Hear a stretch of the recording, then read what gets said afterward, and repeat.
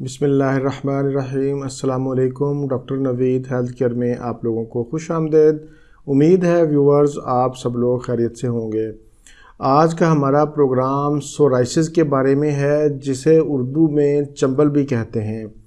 اس مرض میں جلد پر چھوٹے چھوٹے دانے نمودار ہوتے ہیں، پھر ان کے اوپر چھوٹے چھوٹے چھلکے تہہ در تہہ ہوتے ہیں جو آسانی سے کھرچے جا سکتے ہیں۔ کبھی کبھار جلد اس طرح کی ہو جاتی ہے یا ایسے چھلکے اترتے ہیں جیسے مچھلی کے اوپر سے چھلکے اترتے ہیں۔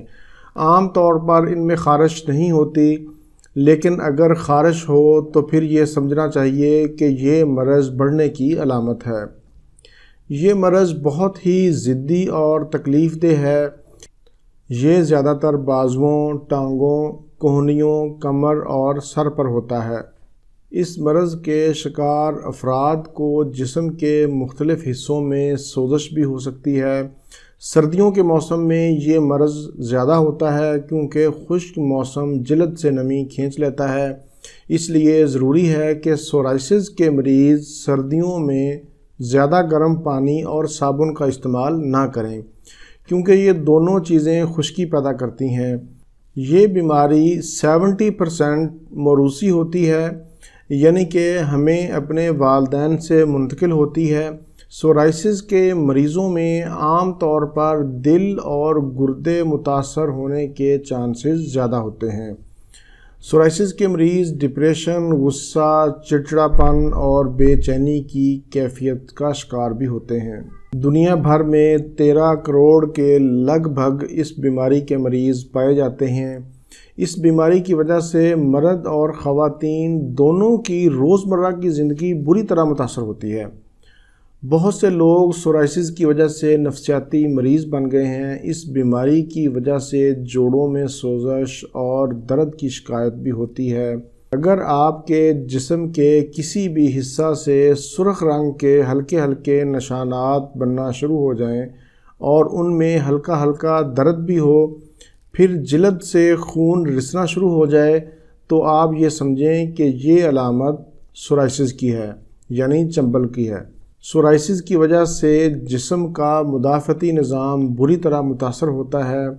اس کی اہم وجوہات میں ذہنی پریشانی یا جسم پر کٹ لگنے سے انفیکشن کی صورت میں بھی ہو سکتا ہے، سگریٹ نوشی اور الکوہل کا زیادہ استعمال، جیسا کہ میں نے پہلے بتایا کہ 70% یہ وراثتی ہوتی ہے، والدین سے بچوں میں منتقل ہوتی ہے، اور ہارمون کا ڈسٹرب ہونا۔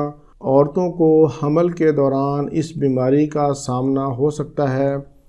ویورز، ایک بات میں یہاں پر آپ کو بتاتا چلوں کہ یہ بیماری چھوت کی بیماری نہیں ہے جو ایک سے دوسرے کو لگ جائے، اس لیے پریشان ہونے کی ضرورت نہیں ہے۔ یہ ایک سے دوسرے کو نہیں لگتی۔ سورائسس یعنی چنبل کی میں آپ کو کچھ تصاویر بھی دکھاتا ہوں تاکہ آپ کو اندازہ ہو سکے کہ سورائسس کیا ہے۔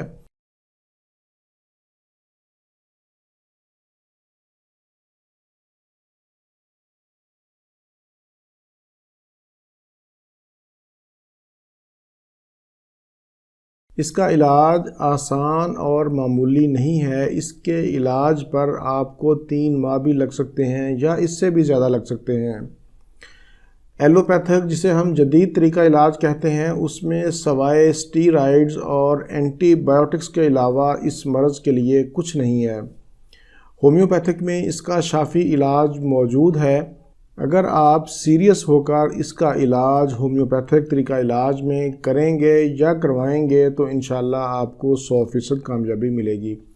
سب سے پہلے میں آپ لوگوں کو بتاتا ہوں کہ جسم کو تر رکھنا ہے۔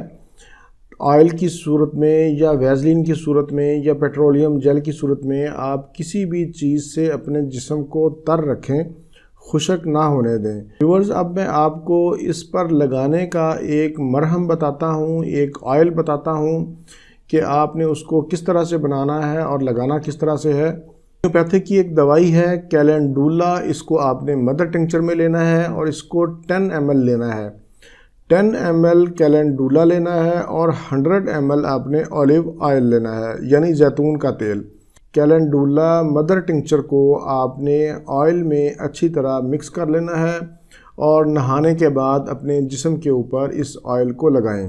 اگر آپ کے پاس اولیو آئل اویلیبل نہیں ہے تو آپ کیلنڈولا کیو کو 50 گرام پیٹرولیم جیل، جسے ہم ویزلین بھی کہتے ہیں، اس میں بھی شامل کر سکتے ہیں۔ اچھی طرح اس میں مکس کرنے کے بعد آپ اپنے جسم پر لگائیں۔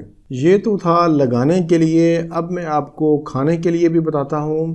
ہومیوپیتھک میں ایک دوائی ہے سورائنیم، اس کو آپ نے 1 ml میں لینا ہے اور اس کو ہفتہ کے بعد صرف ایک خوراک اس کی لینی ہے، 5 قطرے ایک ہفتے کے بعد آپ نے لینے ہیں۔ اس کے علاوہ ہومیوپیتھک کی بے شمار ادویات ہیں جن کو علامات کے مطابق استعمال کیا جاتا ہے۔ چند ایک کے نام میں لے دیتا ہوں۔ کینتھرس ہے، بیلاڈونا ہے، رسٹاکس ہے، گریفائٹ ہے، پیٹرولیم ہے، آرسینک البم ہے، آرسینک آیوڈائڈ ہے، سلفر ہے۔ ان تمام ادویات کو آپ ڈاکٹر کے مشورہ سے علامات کے مطابق استعمال کریں تو انشاءاللہ آپ کو 100% کامیابی ملے گی۔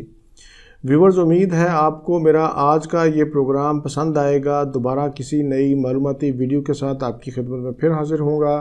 پروگرام کو زیادہ سے زیادہ شیئر کریں تاکہ زیادہ سے زیادہ لوگوں میں آگاہی پیدا ہو۔ اسی کے ساتھ ہی مجھے اجازت دیجیے۔ اللہ حافظ، والسلام۔